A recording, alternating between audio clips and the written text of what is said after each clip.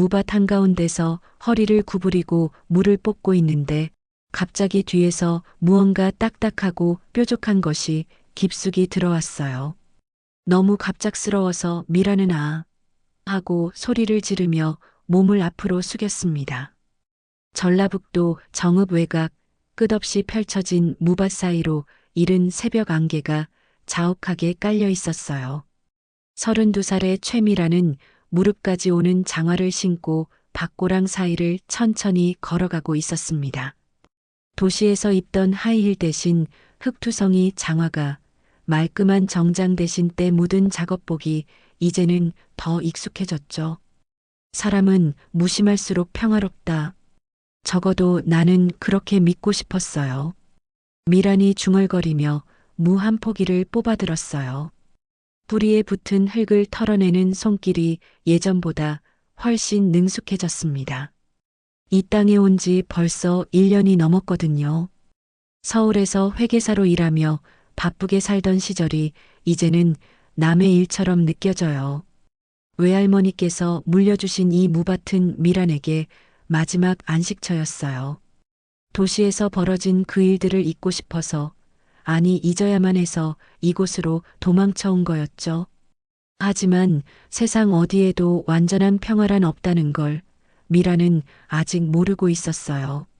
미란 씨, 미란 씨. 멀리서 들려오는 굵직한 남자 목소리에 미란의 어깨가 움찔했어요. 박태호 이장이었습니다. 50대 중반의 그는 이 마을에서 상당한 영향력을 가진 인물이었죠. 키가 크고 목소리가 큰 데다가 마을 일이라면 무엇이든 자신이 나서야 직성이 풀리는 성격이었어요. 아, 이장님. 안녕하세요. 미란이 고개를 숙여 인사했지만 표정은 그리 밝지 않았어요. 박태호가 자신을 찾아오는 빈도가 점점 잦아지고 있었거든요. 처음에는 새로 이사온 사람에 대한 관심인 줄 알았는데 요즘 들어서는 뭔가 다른 의도가 있는 것 같아서 불편했어요. 혼자 이렇게 일하기 힘들 텐데 도움이 필요하면 언제든 말해요. 우리 마을 사람들은 서로 도우며 사는 거니까. 박태호의 말투는 친절했지만 미란을 바라보는 눈빛에는 뭔가 끈적한 것이 있었어요.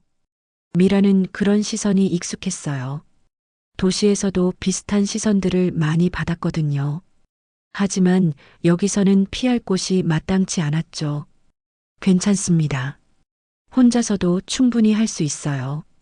미란의 단호한 대답에 박태호의 얼굴에 살짝 그림자가 드리워졌어요.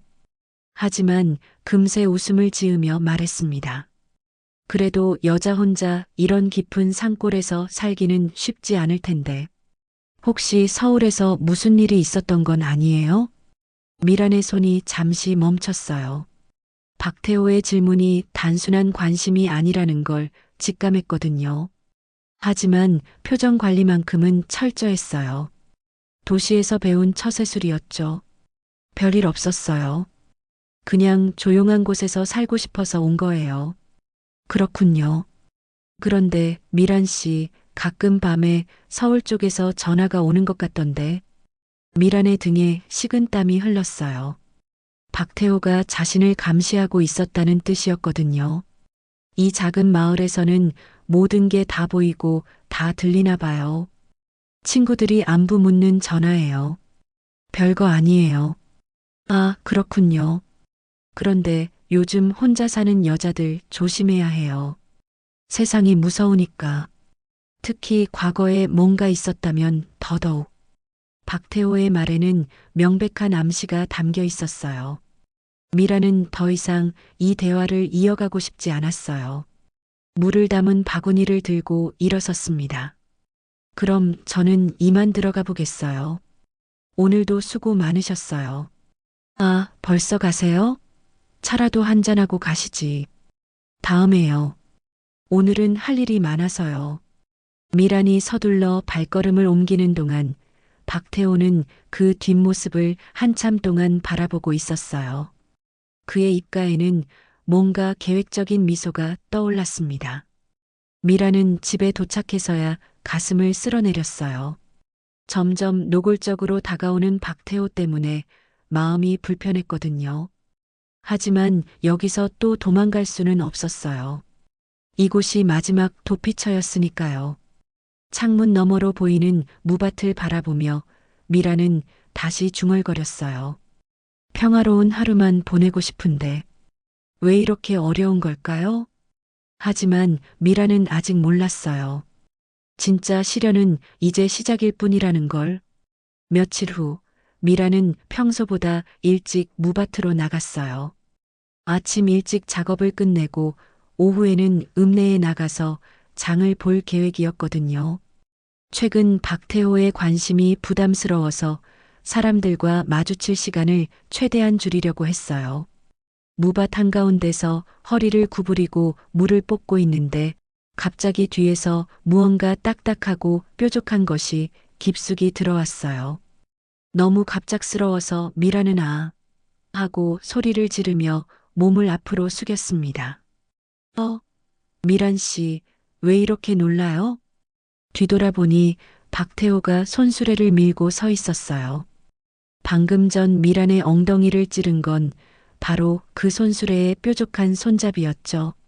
하지만 박태호의 표정에는 미안함보다는 오히려 만족스러운 웃음이 떠올라 있었어요.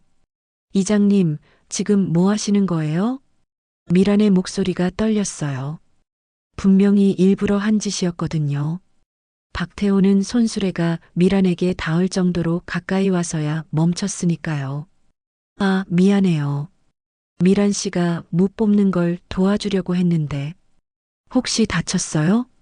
박태호가 걱정하는 척 다가오자 미라는 본능적으로 뒤로 물러섰어요. 하지만 박태호는 계속 가까이 왔습니다. 괜찮으니까 거리 좀 두세요. 어머, 왜 이렇게 예민해요? 난 그저 무 좀 날라다 주려던 건데. 박태호의 말투에는 뻔뻔함이 가득했어요. 마치 자신이 선의로 도우려다가 실수한 것처럼 연기하고 있었죠. 하지만 미라는 속지 않았어요. 이런 식으로 몰래 뒤에서 접근한 게 이번이 몇 번째죠? 미란의 직격탄에 박태호의 얼굴이 굳어졌어요. 더 이상 선량한 이장님 코스프레를 할 필요가 없다고 판단한 듯 진짜 속내를 드러내기 시작했습니다. 미란 씨, 우리 마을에서 계속 살려면 나랑 사이좋게 지내는 게 좋을 텐데요. 무슨 뜻이에요? 뜻이 뭐겠어요? 여자 혼자 이런 외진 곳에서 살기 쉽지 않잖아요. 특히 과거에 문제가 있었다면 더더욱 말이에요. 박태호의 말에 미란의 얼굴이 하얗게 질렸어요. 설마 박태호가 자신의 과거를 알고 있는 건 아니겠죠? 제 과거가 뭐 어떻다는 거예요? 모르는 척 하시네요.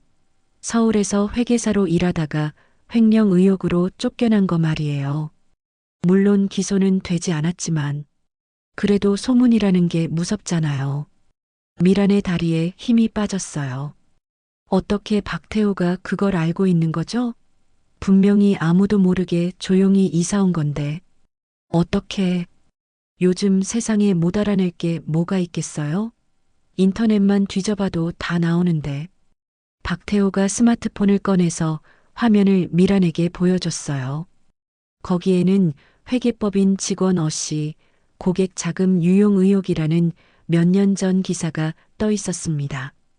비록 실명은 나오지 않았지만 미란을 아는 사람이라면 충분히 추측할 수 있는 내용이었어요. 이런 기사가 마을 사람들에게 알려지면 어떻게 될까요? 아마 당장 이 마을에서 살 수 없을 거예요. 박태호의 협박이 시작된 거였어요. 미라는 온몸이 떨렸지만 최대한 침착하려고 노력했습니다. 저는 잘못한 게 없어요. 그 사건은 오해였고 이미 다 해결된 일이에요. 그래요?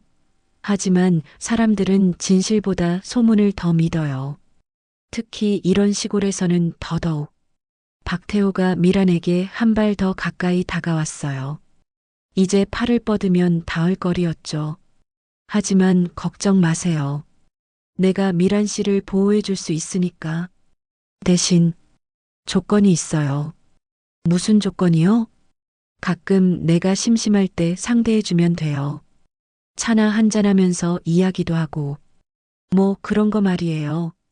박태호의 말에 숨겨진 의도가 너무나 노골적이어서 미라는 구역질이 날 것 같았어요. 하지만 지금 당장 거부하기에는 상황이 너무 불리했습니다. 시간을 좀 주세요. 시간이요? 뭘 그렇게 고민해요? 나쁜 제안이 아닌데.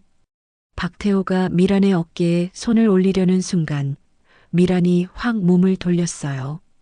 손대지 마세요. 어머, 왜 이렇게 까칠해요? 나는 미란 씨를 도와주려는 건데. 도움은 필요 없어요. 그냥 저 혼자 살게 내버려 두세요. 미란이 무밭을 벗어나려고 하자 박태호가 뒤에서 소리쳤어요. 미란 씨, 생각해 보세요.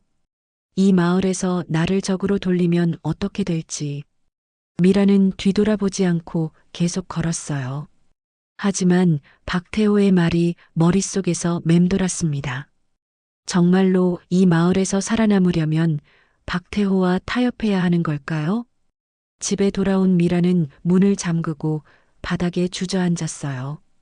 도시에서 도망쳐 나왔는데 여기서도 똑같은 일이 벌어지고 있었어요. 과연 이 세상 어디에 평화로운 곳이 있을까요? 창밖을 보니 박태호가 아직도 무박 근처에서 서성이고 있었어요. 마치 사냥감을 노리는 맹수처럼. 박태호의 협박이 있은 지 사흘째, 미라는 더 이상 참을 수 없었어요. 새벽부터 밤까지 집 주변을 어슬렁거리는 박태호 때문에 제대로 잠도 못 잤거든요. 어젯밤에는 아예 대놓고 창문을 두드리기까지 했어요. 이래서는 안 돼. 경찰에 신고해야겠어. 미라는 결심을 굳히고 정읍 경찰서로 향했어요. 하지만 경찰서에서 만난 현실은 절망적이었습니다. 스토킹이요? 증거가 있나요? 담당 경찰관은 미란의 말을 대충 들으며 피곤한 표정을 지었어요. 마치 시간 낭비라는 듯한 태도였죠. 박태호 이장이 계속 제 집 주변을 배회하고 협박까지 했어요. 협박 내용이 뭔데요? 때렸나요? 아니면 돈을 요구했나요? 그런 건 아니지만. 아, 그럼 그냥 친하게 지내려고 하는 걸 수도 있잖아요. 요즘 혼자 사는 여자분들이 좀 예민하신 편이라. 경찰관의 말에 미라는 화가 치밀어 올랐어요. 하지만 더 충격적인 건 그 다음이었습니다. 참, 박태호 이장님이요? 우리 서장님이랑 골프 치는 사이예요. 좋은 분이죠. 마을 발전을 위해서 많이 애쓰시고. 미라는 무릎에 힘이 빠지는 걸 느꼈어요. 박태호가 단순한 시골 이장이 아니라 지역 유지였다는 뜻이었거든요. 경찰서장과 골프를 칠 정도라면 상당한 인맥과 권력을 가지고 있다는 거죠. 그래도 조사는 해주셔야죠? 일단 접수는 해드릴게요. 하지만 확실한 증거가 없으면. 경찰관이 말을 흐리며 고개를 저었어요. 미라는 절망감에 빠진 채 경찰서를 나왔습니다. 그런데 집으로 돌아가는 길에서 더욱 충격적인 일이 벌어졌어요. 마을 입구에서 낯익은 얼굴을 마주친 거예요. 어머, 이게 누구야? 최미란 아니야? 30대 중반의 단정한 여성이 미란을 향해 손을 흔들고 있었어요. 유정이었습니다. 서울에서 같은 회계법인에 다니던 동료였죠. 유정아, 너 여기서 뭐해? 미라는 반가우면서도 당황스러웠어요. 유정이 이 마을에 나타난 건 너무나 의외였거든요.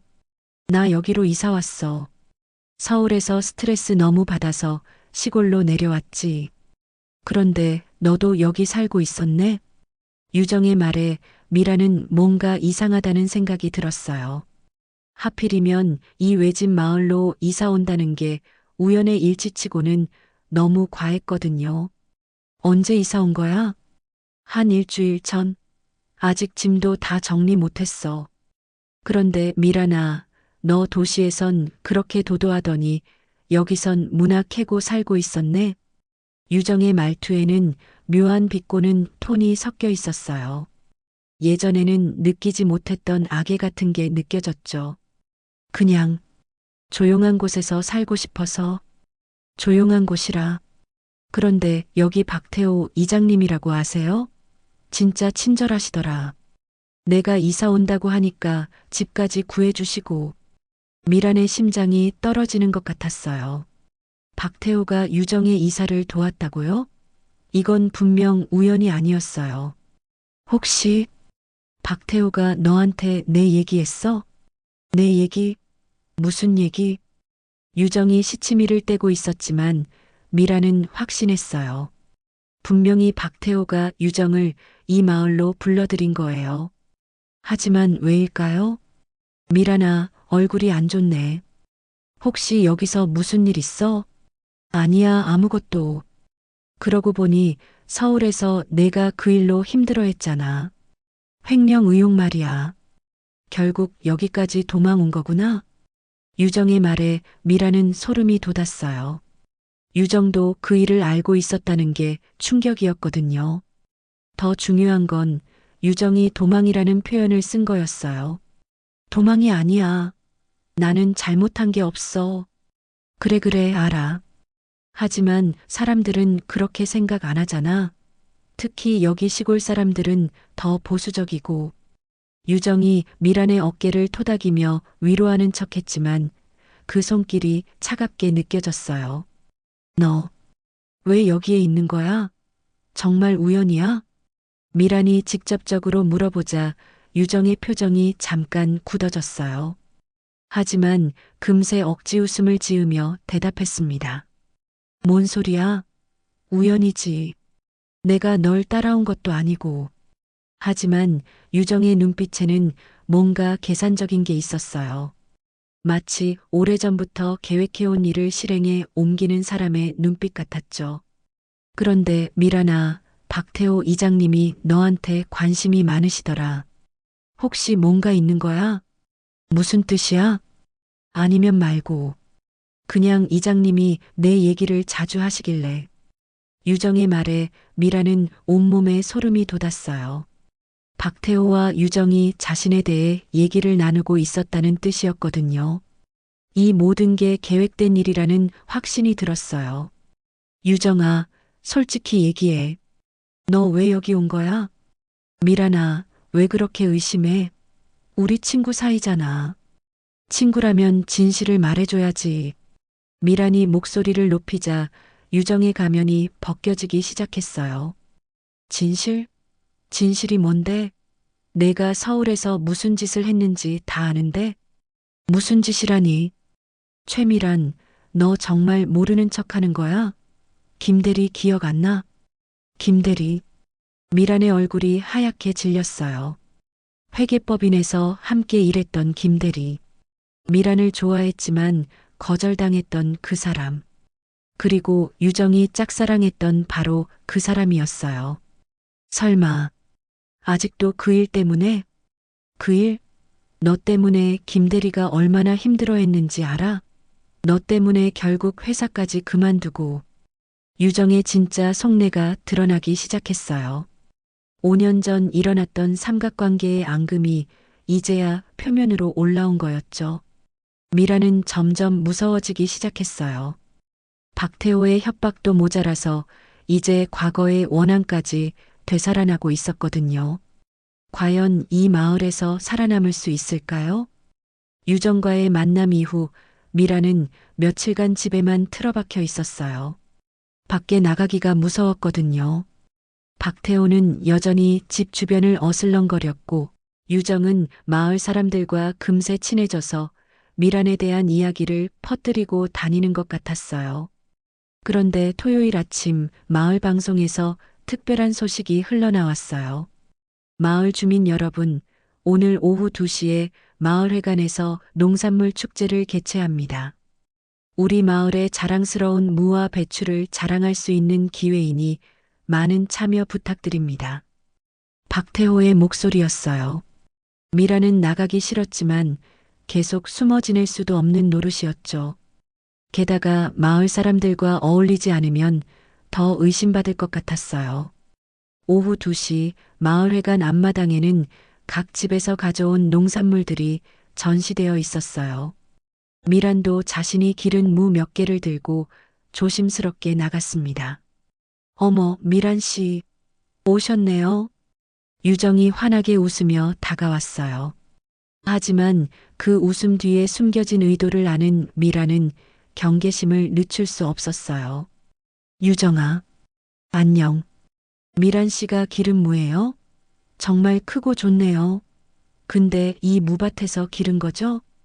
유정이 미란의 무를 만지작거리며 의미심장하게 물었어요. 뭔가 다른 의도가 있는 것 같았죠. 응, 그래. 그 무밭 말이에요.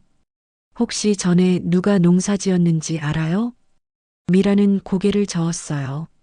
외할머니에게 물려받긴 했지만 중간에 누가 관리했는지는 모르거든요. 그때 박태호가 확성기를 들고 나타났어요. 자, 이제 우리 마을 최고의 무를 뽑아보겠습니다. 심사위원들이 직접 밭에서 수확한 무를 평가하겠어요. 심사위원이라고 해봐야 이웃 마을 이장 몇 명이 전부였지만 마을 사람들은 신이 나서 따라갔어요. 미란도 어쩔 수 없이 자신의 무밭으로 향했습니다. 와, 정말 크고 좋은 무들이네요.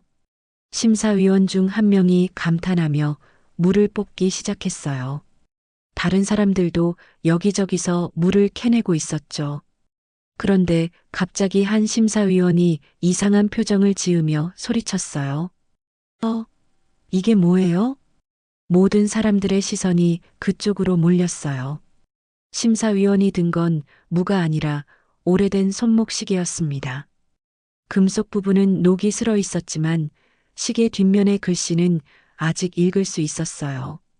정기훈에게 사랑하는 아내가. 이거 정기훈 전 이장님 거 아니에요? 마을 사람들이 웅성거리기 시작했어요.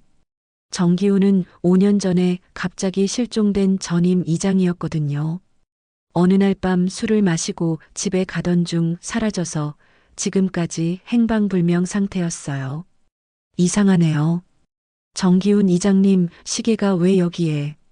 박태호의 얼굴이 순간 굳어졌어요. 하지만 금세 태어난 척하며 말했습니다. 아, 그거요? 기훈이 형이 실종되기 전에 이 밭에서 일 도와준 적이 있었어요. 그때 떨어뜨린 모양이네요.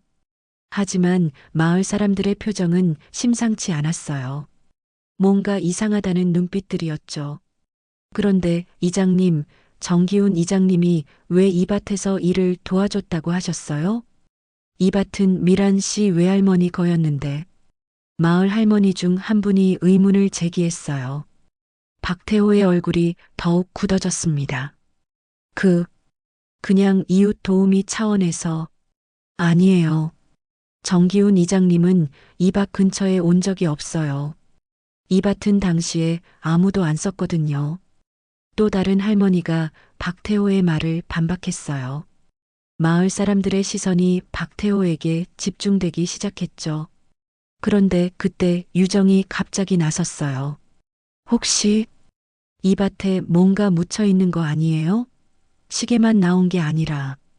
유정의 말에 마을 사람들이 다시 웅성거렸어요. 미라는 유정이 왜 그런 말을 하는지 이해할 수 없었어요. 뭔 소리야? 여기는 그냥 무밭이야. 미란이 당황하며 말했지만 사람들의 의심스러운 시선은 이미 미란에게 향하고 있었어요. 그런데 미란 씨, 이 밭을 언제부터 가꾸기 시작했어요? 박태호가 교활한 미소를 지으며 물었어요. 마치 이 상황을 이용해서 미란을 공경에 빠뜨리려는 것 같았죠. 작년부터요.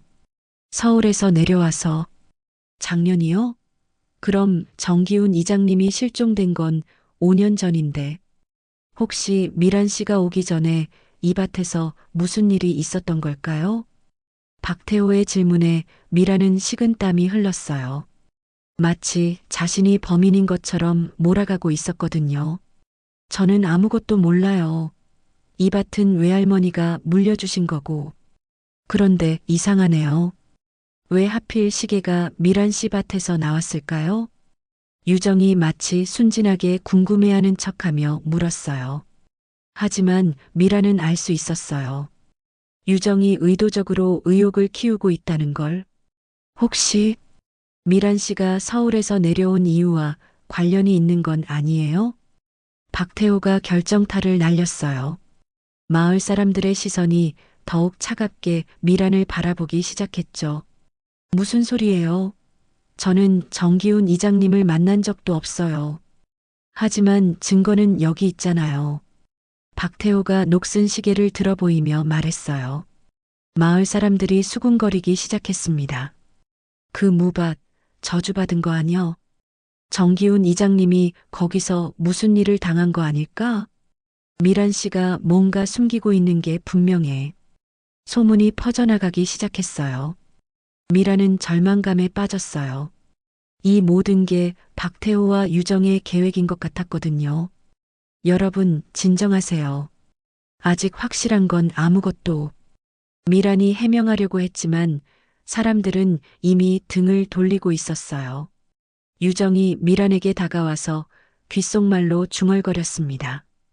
미란아, 이제 어떻게 할 거야? 이 마을에서 살아남을 수 있을 것 같아? 그날 밤 미란은 잠들 수 없었어요. 마을 사람들의 차가운 시선과 수군거림이 머릿속에서 맴돌았거든요. 하지만 무엇보다 화가 난 건 박태호와 유정이 자신을 함정에 빠뜨렸다는 확신 때문이었어요. 이대로 당하고 있을 순 없어. 미라는 결심을 굳혔어요. 진실을 밝혀내야 했거든요. 박태호가 정기훈 이장의 실종과 관련이 있다는 직감이 들었어요.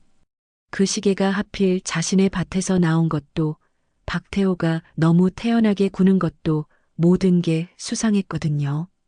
새벽 2시 미라는 검은 옷을 입고 조심스럽게 집을 나섰어요. 박태호의 집은 마을 중심가에 있는 2층 집이었어요. 다행히 모든 불이 꺼져 있었죠. 미라는 뒷마당으로 돌아가서 담을 넘었어요. 심장이 쿵쾅거렸지만 어쩔 수 없었어요. 진실을 알아내야 했거든요. CCTV가 있을 거야. 박태호 같은 사람이라면 분명히 자신의 집 주변을 감시하고 있을 거예요. 그리고 그 영상들을 저장해 두고 있을 가능성이 높았죠. 다행히 뒷문이 잠겨 있지 않았어요. 미라는 조심스럽게 문을 열고 안으로 들어갔습니다. 거실에는 커다란 TV와 함께 각종 전자기기들이 놓여 있었어요. 저기다. TV 옆에 DVR 녹화 장치가 있었어요. 미라는 조심스럽게 다가가서 장치를 살펴봤습니다. 다행히 조작법이 어렵지 않았어요. 5년 전 정기훈 이장이 실종된 날, 미라는 천천히 날짜를 거슬러 올라갔어요. 5년 전 10월 15일, 정기훈 이장이 마지막으로 목격된 날이었죠. 화면에 그날 밤의 영상이 나타났어요. 처음에는 아무것도 없었어요. 하지만 밤 11시쯤 화면에 두 사람이 나타났습니다. 박태호와 정기훈이었어요. 이게 뭐야? 미라는 숨을 죽이고 화면을 지켜봤어요. 두 사람이 격렬하게 말다툼을 하고 있었어요. 소리는 들리지 않았지만 몸짓으로 봐서는 상당히 심각한 다툼이었죠. 그런데 갑자기 박태호가 정기훈을 밀쳤어요. 정기훈이 뒤로 비틀거리더니 그대로 쓰러졌습니다. 머리를 바닥에 부딪힌 것 같았어요. 세상에, 더 충격적인 건 그 다음이었어요. 박태호가 정기훈이 움직이지 않는 걸 확인하고는 몸을 끌고 어딘가로 가져갔어요. 방향으로 봐서는 미란의 무밭 쪽이었죠. 그러니까 박태호가 정기훈 이장을 죽이고 내 밭에 묻은 거야? 미라는 온몸이 떨렸어요. 이제야 모든 게 이해됐거든요. 박태호가 왜 자신의 밭에 그렇게 관심을 보였는지, 왜 자꾸 위협했는지. 그런데 갑자기 뒤에서 목소리가 들렸어요. 뭐 하는 거야? 미란이 깜짝 놀라서 돌아보니 유정이 서 있었어요. 언제 들어온 건지도 모르겠어요. 유정아? 너 왜 여기에? 나야말로 묻고 싶어. 너 여기서 뭐 하는 거야? 유정의 목소리가 차갑게 들렸어요. 평소와는 전혀 다른 톤이었죠. 나는 진실을 알고 싶었어. 정기훈 이장 사건 말이야. 진실? 이미 다 알고 있으면서 유정의 말에 미라는 당황했어요. 무슨 뜻인지 이해할 수 없었거든요. 무슨 말이야? 최미란, 그만 연기해. 너도 이 영상 봤잖아. 유정이 USB를 꺼내 보이며 말했어요. 미라는 깜짝 놀랐습니다. 너 이미 이 영상을 복사했다고? 당연하지. 박태호가 정기훈을 죽인 것도 내 밭에 묻은 것도 다 알고 있어. 그럼 왜 말하지 않았어? 왜 나를 의심받게 놔뒀어? 미란이 화를 내자 유정이 비웃었어요. 왜? 재밌으니까. 너 곤란해하는 모습 보는 게. 뭐라고? 미란아, 너 진짜 몰라? 내가 왜 여기까지 왔는지. 유정의 눈에서 오랫동안 쌓여온 원한이 느껴졌어요. 미라는 소름이 돋았습니다. 설마, 아직도 김대리 때문에? 김대리? 하? 그것만 있었으면 좋았을 텐데. 유정이 한 발 더 가까이 다가왔어요. 미라는 본능적으로 뒤로 물러섰죠. 너 기억나? 5년 전에 내가 승진 심사에서 떨어진 이유? 그건 바로 너 때문이야. 내가 나보다 먼저 과장으로 승진하는 바람에 내 자리가 없어졌잖아. 유정의 목소리가 점점 높아졌어요. 5년간 쌓인 질투와 원한이 터져나오고 있었죠. 그리고 김대리도 너 때문에 회사 그만두고 우울증까지 걸렸어. 다 너 때문이야. 유정아, 그건 내 잘못이 아니야. 아니야? 내가 김대리 고백을 그렇게 차갑게 거절하지 않았다면? 내가 나보다 일을 못했다면? 모든 게 달랐을 거야. 미라는 이제야 깨달았어요. 유정이 5년간 자신에 대한 원한을 키워왔다는 걸. 그리고 박태호와 손을 잡고 자신을 파멸시키려 한다는 걸. 그래서 박태호와 짜고 나를 함정에 빠뜨린 거야? 맞아. 박태호는 내 몸을 원했고 나는 내가 망하는 걸 보고 싶었어. 서로 이해관계가 맞았지. 유정이 냉소적으로 웃었어요. 그 웃음이 너무나 섬뜩했죠. 하지만 계획에 차질이 생겼어. 내가 너무 버텨서 박태호가 조급해하기 시작했거든. 그래서 시계를 심어놓기로 한 거야. 시계를? 그래. 박태호가 밤에 몰래 내 밭에 묻어놨어. 그리고 오늘 축제에서 우연히 발견되게 한 거지. 미라는 온몸에 소름이 돋았어요.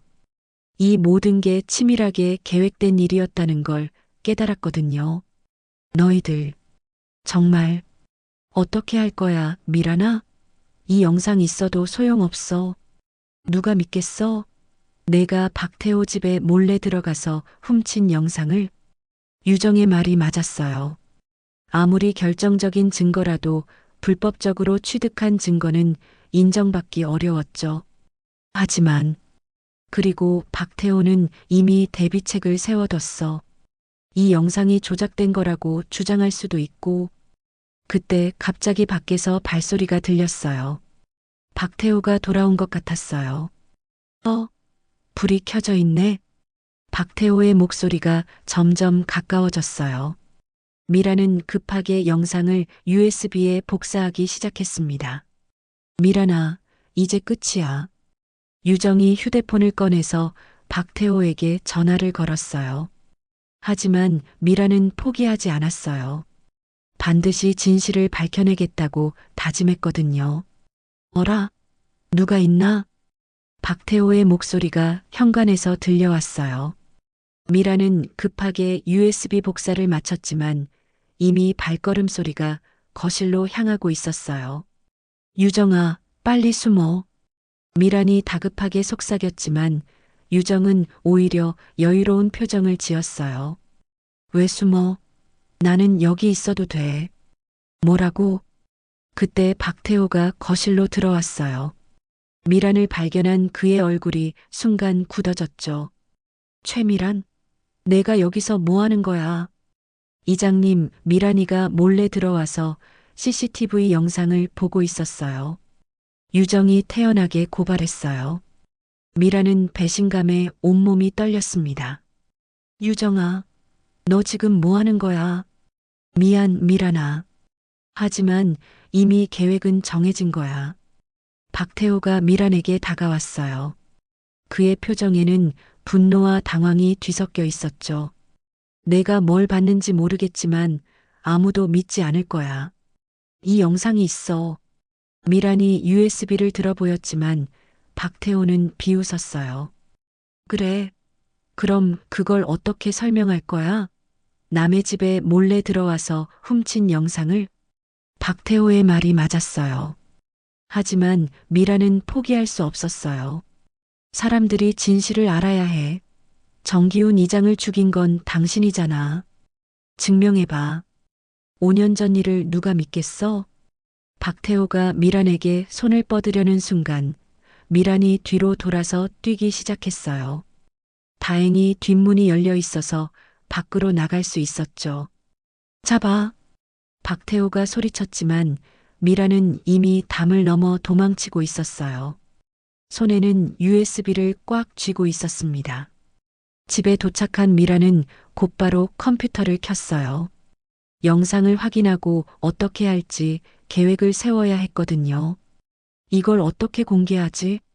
경찰은 믿을 수 없었어요. 박태호와 경찰서장이 친한 사이였거든요. 그렇다면 다른 방법을 찾아야 했어요. 그때 미란의 머릿속에 아이디어가 떠올랐어요. 마을 온라인 커뮤니티였어요. 요즘 마을 사람들이 자주 이용하는 SNS 그룹이 있었거든요. 익명으로 올리면 돼. 미라는 가짜 계정을 만들고 영상을 업로드하기 시작했어요. 제목은 정기훈 전 이장 실종 사건의 진실이었죠. 영상과 함께 상세한 설명도 적었어요. 박태호가 정기훈을 죽이고 시체를 무밭에 묻었다는 것, 그리고 최근에 시계를 심어서 미란을 범인으로 몰려고 했다는 것까지.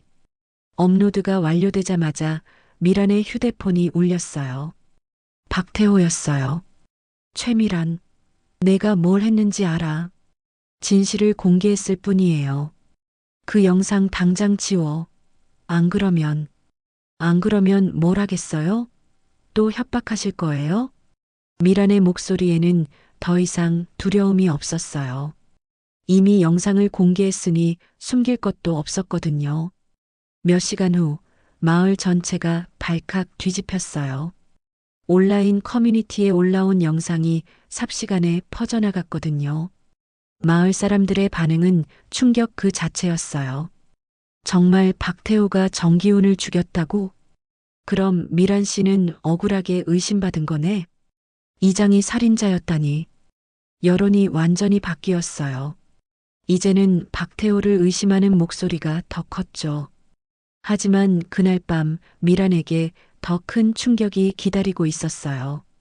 밤 10시쯤 밖에서 비명소리가 들렸어요. 미란이 창문으로 내다보니 유정의 집 앞에서 소동이 벌어지고 있었어요.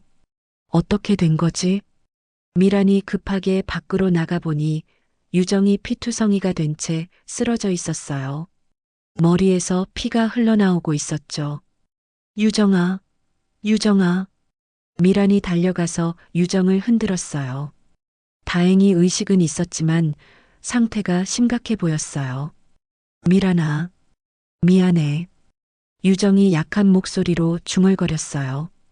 뭐가 미안해? 지금은 그런 게 중요한 게 아니야. 미란이 구급차를 부르고 유정을 돌보고 있는데 마을 사람들이 하나둘 모여들었어요. 유정 씨가 왜 이렇게 됐지? 혹시 박태호가? 사람들의 수군거림 속에서 박태호는 보이지 않았어요. 분명 도망간 것 같았죠. 구급차가 도착하고 유정이 병원으로 이송되는 동안 미라는 복잡한 감정에 휩싸였어요. 유정이 자신을 배신했지만 그래도 한때는 친구였거든요. 병원에서 유정이 깨어난 건 이틀 후였어요. 미란이 병상 옆에 앉아 있을 때였죠. 미란아, 내가 왜 여기에? 바보야. 친구가 다쳤는데 어디 있겠어? 유정의 눈에 눈물이 맺혔어요. 미안해. 정말 미안해. 내가 너무 질투했어. 내가 항상 나보다 잘났고 나보다 먼저였어. 그게 너무 싫었어. 유정아, 박태호가 너를 협박한다고 했을 때 나는 기뻤어. 드디어 내가 무너지는 걸 볼 수 있다고 생각했거든. 하지만 내가 너무 멀리 간 것 같아. 유정이 눈물을 흘리며 말했어요. 미란도 눈물이 났어요. 박태호가 너를 때린 거야? 응. 영상이 공개된 후에 화가 나서 나를 입막음하려고 했어. 다행히 이웃 사람이 소리를 듣고 신고해서 이제 괜찮아. 박태호는 곧 잡힐 거야. 실제로 그날 밤 경찰이 박태호를 체포했어요. 영상 증거와 유정의 증언, 그리고 여론의 압박 때문에 더 이상 버틸 수 없었던 거죠. 미란아, 나를 용서할 수 있어? 유정이 미안한 표정으로 물었어요. 미란은 잠시 고민했지만 곧 고개를 끄덕였어요. 용서해. 하지만 다시는 이런 일 없기야. 고마워. 정말 고마워. 미라는 자신이 완전히 무너지지 않기 위해 용서를 택했어요. 하지만 진실은 끝까지 밝혀내야 했어요. 그래야 정말로 새로 시작할 수 있을 테니까요. 박태호가 체포된 지 일주일 후 정읍 경찰서는 그야말로 발칵 뒤집혔어요. 5년간 미제 사건으로 남아있던 정기훈 전 이장 실종 사건이 살인 사건으로 급변했거든요. 전국 뉴스에서도 이 사건을 다뤘어요. 전라북도 정읍의 한 마을에서 현직 이장이 전임 이장을 살해한 충격적인 사건이 밝혀졌습니다. 미라는 병원에서 유정과 함께 뉴스를 보고 있었어요. 화면에는 수갑을 찬 박태호가 경찰서로 들어가는 모습이 나오고 있었죠. 정말 끝난 것 같지 않아? 유정이 붕대를 감은 머리를 만지며 말했어요. 아직 완전히 회복되지는 않았지만 많이 나아진 상태였어요. 아직 재판이 남았어. 그때까지는 안심할 수 없지. 미란의 말이 맞았어요.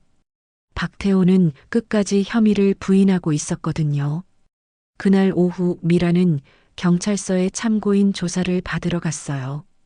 담당 형사는 처음 신고했을 때와는 완전히 다른 태도를 보였죠. 미란 씨, 정말 고생 많으셨어요. 처음에 제대로 조사하지 못해서 죄송합니다. 괜찮아요. 중요한 건 진실이 밝혀진 거니까요. 그런데 박태호가 계속 혐의를 부인하고 있어요. 영상이 조작됐다고 주장하고 있거든요. 형사의 말에 미라는 한숨을 쉬었어요. 예상했던 일이었지만 여전히 답답했어요. 하지만 다른 증거들도 나오고 있어요. 정기훈 이장님의 휴대폰 기록을 분석해 보니 실종 당일 박태호와 통화한 기록이 있더군요. 그리고 형사가 잠시 말을 멈추더니 심각한 표정을 지었어요. 무밭에서 추가 수색을 했는데 옷감 조각과 뼈 일부가 발견됐어요. 미라는 소름이 돋았어요. 자신이 1년 넘게 농사를 지은 그 땅 아래에 정말로 시체가 묻혀 있었다는 뜻이었거든요. DNA 검사 결과를 기다리고 있지만 10중 8구 정기훈 이장님일 거예요. 이제 박태호가 아무리 부인해도 소용없을 것 같았어요. 물증이 너무 확실했거든요. 며칠 후 마을회관에서 주민 설명회가 열렸어요. 경찰이 수사 경과를 설명하고 마을 사람들의 궁금증을 해소하기 위한 자리였죠. 미라는 처음으로 당당하게 마을회관에 들어갔어요. 이제 더 이상 숨을 필요가 없었거든요. 미란 씨, 정말 고생 많으셨어요. 처음에 의심해서 죄송했어요. 마을 사람들이 미란에게 인사를 건넸어요. 일주일 전과는 완전히 다른 분위기였죠. 여러분, 정말 죄송합니다. 경찰서장이 마을 사람들 앞에서 고개를 숙였어요. 우리가 처음에 제대로 수사했다면 이런 일은 없었을 겁니다. 특히 미란 씨께는 정말 죄송하다는 말씀을 드리고 싶어요. 마을 할머니 중 한 분이 일어나서 말했어요. 그런데 박태호가 왜 정기훈이를 죽였다는 거예요? 수사 결과 이장 자리를 두고 갈등이 있었던 것 같습니다. 정기훈 전 이장이 부정한 방법으로 이장이 된 박태호를 신고하려고 했던 것 같아요. 부정한 방법이라니? 마을 개발 예산을 유용한 혐의가 있었거든요. 정기훈 이장이 그 증거를 잡고 있었던 것 같고 사람들이 웅성거렸어요. 박태호가 단순한 권력욕뿐만 아니라 돈 문제도 있었다는 뜻이었거든요. 그래서 정기훈 이장을 살해하고 증거를 없앤 거군요. 맞습니다. 하지만 완전 범죄는 없다고 했듯이 결국 진실이 밝혀졌네요. 설명회가 끝난 후 미라는 마을 사람들과 이야기를 나누었어요. 모두들 미안하다는 인사를 건넸죠. 미란 씨, 앞으로도 우리 마을에서 계속 살 거죠? 할머니가 걱정스럽게 물었어요. 미라는 잠시 고민했어요. 사실 이 모든 일이 끝나면 다른 곳으로 떠날 생각도 했었거든요. 아직 확실하지는 않아요. 좀 더 생각해 볼게요. 그날 저녁 미라는 오랜만에 무밭에 나갔어요. 경찰 수사 때문에 한동안 접근할 수 없었거든요. 이제는 모든 수색이 끝나서 다시 농사를 지을 수 있었어요. 하지만 이상하게 무섭지 않았어요. 오히려 마음이 편해졌어요. 진실이 밝혀졌으니까요. 정기훈 이장님, 이제 편히 쉬세요. 미란이 조용히 중얼거렸어요.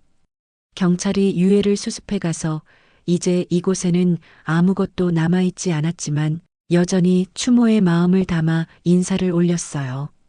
그때 뒤에서 목소리가 들렸어요. 미란아. 돌아보니 유정이 목발을 짚고 서 있었어요. 퇴원한 지 얼마 안 됐는데 벌써 찾아온 거였어요. 유정아, 몸은 괜찮아? 응, 많이 나아졌어. 그런데 미란아, 나 너한테 할 말이 있어.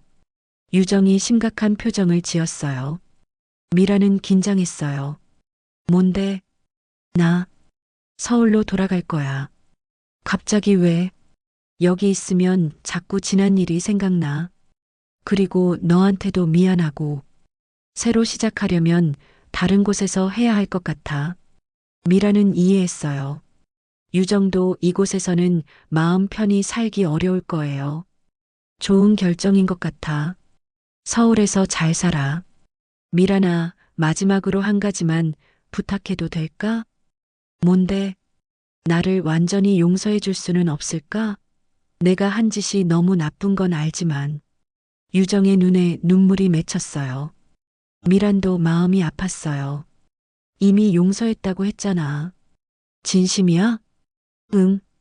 우리 모두 실수하면서 살잖아. 중요한 건 그 실수에서 배우는 거고. 두 사람은 오랜만에 진심으로 안아주었어요. 과거의 모든 원한과 질투를 털어내는 포옹이었어요. 미란아, 너도 행복해야 해. 약속해. 너도 서울에서 좋은 사람 만나서 행복하게 살아. 일주일 후 유정은 정말로 서울로 떠났어요. 미라는 버스 정류장에서 배웅했죠. 연락하자. 응, 꼭. 버스가 떠나는 걸 보며 미라는 복잡한 감정에 빠졌어요. 이제 정말로 혼자가 된 기분이었거든요. 하지만 무섭지는 않았어요. 이제는 당당하게 살 수 있을 것 같았어요. 그로부터 석 달이 지났어요. 이제 완연한 봄이었어요. 미란의 무밭은 다시 푸릇푸릇한 새싹들로 가득했죠. 예전과는 달리 이제 이 땅이 무섭지 않았어요. 오히려 새로운 희망을 주는 곳이 된 것 같았어요. 미란 씨, 안녕하세요. 마을 아이들이 학교에서 돌아오는 길에 미란에게 인사를 건넸어요. 예전에는 어른들의 눈치를 보며 피하던 아이들이었는데 이제는 먼저 다가와서 말을 걸어주었어요. 안녕. 오늘도 학교 재밌었어? 네. 그런데 미란 이모, TV에 또 나온다면서요? 아이의 말에 미란이 웃었어요. 며칠 전 방송국에서 인터뷰 요청이 들어왔거든요. 용기 있게 진실을 밝혀낸 시민의 이야기로 다큐멘터리를 만든다고 했어요. 그럴 수도 있어. 하지만 중요한 건 아니야. 와, 미란 이모 유명해지겠네. 아이들이 신나서 떠들다가 엄마들이 부르는 소리에 뛰어갔어요. 미라는 그 모습을 보며 흐뭇하게 웃었어요. 그날 오후 미라는 물을 수확하고 있었어요. 작년에 심은 무들이 이제 제법 크게 자랐거든요. 땅에서 물을 뽑아 올릴 때마다 뿌듯함이 느껴졌어요. 이번에는 정말 무만 나오네. 혼자 중얼거리며 웃는데 갑자기 뒤에서 목소리가 들렸어요. 미라나. 익숙한 목소리에 돌아보니 유정이 서 있었어요. 하지만 예전과는 완전히 다른 모습이었어요. 휠체어를 타고 있었거든요. 유정아, 언제 왔어? 그런데 휠체어는 미란이 깜짝 놀라서 달려갔어요. 유정의 다리에 문제가 생긴 건 아닌지 걱정됐거든요. 아, 이거 별거 아니야. 재활치료 받느라고 임시로 타는 거야. 박태호한테 맞을 때 허리를 다쳤거든. 유정이 밝게 웃으며 설명했어요. 예전의 어둡고 질투에 찬 모습은 완전히 사라져 있었어요. 완전히 나을 수 있어? 의사가 그러는데 열심히 재활하면 몇 달 후에는 걸을 수 있대. 걱정 마. 다행이다. 그런데 갑자기 왜 왔어? 너 보고 싶어서. 그리고 할 말이 있어서. 유정이 조금 진지한 표정을 지었어요. 미라는 옆에 앉으며 물었어요. 무슨 말? 미라나, 박태호 재판 결과 들었어? 응. 무기징역 선고받았다며? 당연한 결과지. 박태호는 끝까지 범행을 부인했지만 물증이 너무 확실해서 결국 무기징역을 선고받았어요. 살인죄와 시체유기죄, 그리고 협박죄까지 모든 혐의가 인정됐거든요. 그런데 말이야. 박태호가 마지막에 한 말이 있어. 뭐라고 했는데? 자기는 정기훈을 죽일 생각은 없었다고 했어. 그냥 다툼 중에 실수로 밀쳤는데 죽었다고.